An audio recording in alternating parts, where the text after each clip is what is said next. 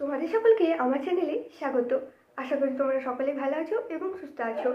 তো এই কিছুদিন তোমাদের সাথে আমার একদম কথা হয়নি, সেজন্য আমারও কিন্তু খুব মন খারাপ। কাল রাতে আমি তোমাদের জানিয়েছিলাম যে আমি একটু মামার বিয়ে ছিল, সেজন্য সেখানে গিয়েছিলাম এবং সেখানে আমার মায়ের একটু শরীরটা অসুস্থ হয়ে যায়, সেজন্য আমি বাড়ি আসতে পারিনি এবং তোমাদের জন্য ভিডিওটাও বানানো হয়নি। যাই হোক, আজ থেকে আমরা এবিটি টেস্ট পেপারটা শুরু করব। আজ আমরা পেজ নাম্বার 9-এর যেসব বাংলার এসিকিউগুলি আছে সেগুলি নিয়ে আলোচনা করব। কোথাও যদি কারো অসুবিধা থেকে থাকে তাহলে কিন্তু আমাকে কমেন্ট করে জানিও, ঠিক আছে? এবং যারা আমার চ্যানেলে নতুন তাদের জন্য বলে রাখি যে বাংলার যেসব গুরুত্বপূর্ণ বড় প্রশ্নগুলি এবছরে আসার সম্ভাবনা আছে সেগুলি কিন্তু নোটস আকারে সমস্তটা দেওয়া কমপ্লিট হয়ে গেছে। তোমরা আমার চ্যানেলে গিয়ে একবার দেখে নিতে পারো এবং তোমাদের জন্য আলাদা আমি একটা প্লেলিস্টও তৈরি করে দেবো যাতে তোমাদের অসুবিধা না হয়, ঠিক আছে? এবং কারো কোনো যদি বলার থাকে তারা আমাকে কমেন্ট সেকশনে জানিও। তো চলো আজকের প্রশ্নগুলি দেখে নেওয়া যাক। তো আজকের প্রথম প্রশ্ন, বাসিনী থমকে দাঁড়ায়। বাসিনী কেন থমকে দাঁড়ায়? দেখো, উত্তরটা যখন তোমরা লিখবে তখন কোন গল্প থেকে এবং সে গল্পের লেখক বা লেখিকার নামটা কিন্তু অবশ্যই মেনশন করবে, ঠিক আছে? এবং নিচে কিন্তু আন্ডারলাইন করবে। তাহলে উত্তরটা কিভাবে লিখবে? যে মহাশ্বেতা দেবীর ভাত গল্পে বাসিনী যখন উৎসবকে অশুচি বাড়ির ভাত খেতে নিষেধ করে তখন উৎসব বাদার কামটের মতো হিংস্র চোখে দাঁতগুলো বের করে হিংস্র মুখভঙ্গিতে বাসিনীর দিকে তাকালে সে থমকে দাঁড়ায়, ঠিক আছে? এরকমভাবে লিখলেই কিন্তু তোমরা প্রপার মার্কসটা ক্যারি করবে। এবং অবশ্যই কিন্তু নিচে যদি তোমাদের সময় থাকে তাহলে ব্ল্যাক পেনে আন্ডারলাইন করবে এবং যদি না থাকে তাহলে ব্লু পেনে করলে কোনো অসুবিধা নেই, ঠিক আছে? এরপরের প্রশ্ন দেখো, সেটাই সবাইকে অবাক করেছিল। কোন ঘটনা সবাইকে অবাক করেছিল? তাহলে উত্তরটা কি লিখবে? যে সৈয়দ মুস্তাফা সিরাজের ভারতবর্ষ গল্পে থুরথুরে কুজো ভিখিরি বৃদ্ধা পৌষ মাসের তুমুল বৃষ্টির মধ্যে কিভাবে বেঁচে থেকে চায়ের দোকানে হেঁটে হেঁটে আসতে পারলো সেই ভাবনায় সবাইকে অবাক করেছিল, ঠিক আছে? বোঝা গেল? তাও যদি কোনো অ্যান্সারগুলোতে কোনো অসুবিধা থাকে তাহলে কিন্তু আমাকে কমেন্ট করে জানিও। এরপরে প্রশ্ন, মৃত্যুতে সকল দেনা শোধ করে দিতে। মৃত্যুর মাধ্যমে কোন দেনা শোধ করার কথা কবি বলেছেন? তাহলে উত্তরটা কিভাবে লিখবে? ঠিক একইভাবে যে রবীন্দ্রনাথ ঠাকুর তার রূপনারায়ণের কুলে কবিতায় মৃত্যুর মাধ্যমে মানুষ তার জীবনে যা যা অর্জন করে সেই সব দেনা শোধ করার কথা বলেছেন। দেখো, খুবই সহজ ভাষায় লিখেছি যাতে তোমাদের মনে রাখতে বা মুখস্থ বিদ্যা করতে না হয়। তোমরা রিডিং পড়লেই কিন্তু এগুলো লিখতে পারবে, ঠিক আছে? এবং যারা টেস্ট পেপার সলভ করছো তাদের আর অন্য কোথাও সময় দিতে হবে না, আমি তোমাদের করিয়ে দেবো, ঠিক আছে? মানে এসে কিউতে অনেক অসুবিধা হচ্ছে, আমি সেগুলো কিন্তু পরপর করিয়ে দেবো। এরপর দেখো, এখনো আগুন জ্বলছে তাদের। কোন গাছের পাতা দিয়ে আগুন জ্বালানো হয়েছিল? তাহলে উত্তরটা কি লিখবে? যে জীবনানন্দ দাশের শিকার কবিতায় দেশওয়ালিরা হিমের রাতে শরীর বা তোমরা লিখতে পারো শরীর গরম রাখার জন্য শুকনো অশ্বত্থ পাতা দিয়ে আগুন জ্বেলেছিল। পরের প্রশ্নটা কি? ধোঁয়ার বঙ্কিম নিঃশ্বাস ঘুরে ফিরে ঘরে আসে। ধোঁয়ার বঙ্কিম নিঃশ্বাস বলতে কি বোঝানো হয়েছে? তাহলে উত্তরটা কি লিখবে? যে সমর সেনের মহুয়ার দেশ কবিতায় ধোঁয়ার বঙ্কিম নিঃশ্বাস বলতে নাগরিক সভ্যতার দূষণকে বোঝানো হয়েছে। পরের প্রশ্ন কি? ওই সবুজের ভীষণ দরকার। কবির সবুজ দরকার কেন? উত্তরে কি লিখবে? যে শক্তি চট্টোপাধ্যায়ের আমি দেখি কবিতায় কবির আরোগ্যের জন্য সবুজের ভীষণ দরকার। দেখো, একটু জাস্ট একটা কথা বলি। ব্রড কোয়েশ্চেন অর্থাৎ এবছরের জন্য যেসব ইম্পর্ট্যান্ট কোয়েশ্চেনগুলো আসার সম্ভাবনা আছে, ঠিক আছে, সেগুলি কিন্তু সমস্তটাই লেখানো আছে।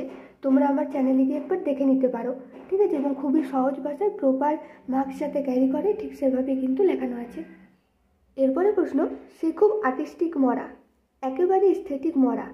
কোন প্রসঙ্গে নাট্যকার একথা বলেছেন? তাহলে উত্তরে কি লিখবে?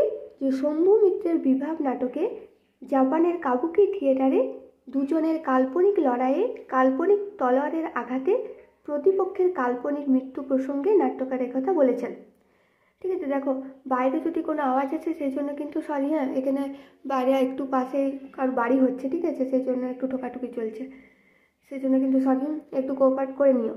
দেখো, এরপরে অথবা দিয়ে আছে আর একটা, যে কোনো দুটোর মধ্যে একটা লিখলে হবে, কিন্তু তোমরা কিন্তু দুটোই করবে। মরে যাব তবু ভুলবো না, বক্তা কি ভুলবেন না? তাহলে উত্তরে কি লিখবে? যে অজিতেশ বন্দ্যোপাধ্যায় নানা রঙের তিন নাটকে অভিনেতা রজনীকান্ত চট্টোপাধ্যায় তার দিকে তাকিয়ে থাকা মেয়েটির অদ্ভুত চাহনি কোনোদিন ভুলবেন না। এরপরে প্রশ্ন, সেটা যখন মাথায় পড়বে বুঝবে তখন, সেটা মাথায় পড়বে কেন? তাহলে উত্তরটা ঠিক সেরকমভাবেই লিখবে যে শম্ভু মিত্রের বিভাব নাটকে বলা হয়েছে রবীন্দ্রনাথের গান গাওয়ার একটি বিশেষ ভঙ্গি আছে, সেই ভঙ্গি না মেনে ফিল্মি ঢঙে বা তোমরা ফিল্মি কায়দায় লিখতে পারো, ফিল্মি কায়দায় রবীন্দ্রসঙ্গীত গাওয়া হলে বংশদণ্ড মাথায় পড়বে বলে শম্ভু মিত্র মনে করেন। পরে আছে অথবা দিয়ে, অর্থাৎ দুটোর মধ্যে যে কোনো একটা লিখলেই হবে। আপনি বামুন মানুষ, মিছে বলবো না, বক্তা কোন সত্যি কথাটি বলেছিল? উত্তরে কি লিখবে? যে অজিতেশ বন্দ্যোপাধ্যায়ের নানা রঙের তিন নাটকে বক্তা কালীনাথ সেন যে রোজ রাত্রে লুকিয়ে গ্রিন রুমে ঘুমোন, সে কথাটা অভিনেতা রজনীকান্ত চট্টোপাধ্যায়কে জানিয়েছিল। পরের প্রশ্ন কি? মার সঙ্গে তর্ক শুরু করি, কোন বিষয় নিয়ে তর্ক? উত্তরে তোমরা ঠিক এরকমভাবে লিখবে যে কর্তা সিং দুগ্গালের অলৌকিক গল্পে গল্পকথকের মতে পাঞ্জা সাহেবের পাথরের গায়ে হাতের ছাপটি আসলে ছিল খোদাই করা। এছাড়াও হাতের জোরে পাথর থামিয়ে দেওয়ার ঘটনাটি তিনি একেবারেই বিশ্বাস করতে পারেননি। এই নিয়ে মায়ের সাথে গল্পকথকের তর্ক শুরু হয়। পরের প্রশ্ন অথবা দিয়ে আছে, অর্থাৎ যে কোনো একটা লিখলে হবে, কিন্তু তোমাদেরকে আমি বলবো যে পড়ে কিন্তু সবগুলো রাখবে, অথবা আছে বলেও একটা পড়বো এমনটা নয়। কিন্তু যখন সমুদ্র তাকে খেলো, সমুদ্র কি খেয়েছিল? তাহলে ব্রেখটের পড়তে জানে এমন এক মজুরের প্রশ্ন কবিতায় আটলান্টিস দ্বীপটি সমুদ্র তলে হারিয়ে যায়, তাই বলা হয় সমুদ্র আটলান্টিস দ্বীপটিকে খেয়েছিল। দেখো, আমি প্রথমে একবার বলেছি, তাও একবার বলছি যে আমার কাছে কোনো ল্যাপটপ নেই, সেই জন্য কিন্তু টাইপ করতে অনেক বেশি সময় লাগবে, ঠিক আছে, মোবাইলে। তাই আমি চাইছি যে তোমাদের যত তাড়াতাড়ি হয় এই পেজগুলো কিন্তু কমপ্লিট করানোর, কারণ এই লেখায় তো তোমাদের আশা করছি কোনো অসুবিধা হবে না এবং পরিষ্কারভাবে হয়তো বোঝা যাবে। তাও যদি অসুবিধা হয় তো জানিও, কারণ যদি আমাকে টাইপিং করতে হয় সেক্ষেত্রে কিন্তু সময়টা অনেকটা বেশি লাগবে, সেই জন্য আমি টাইপটা কিন্তু করছি না।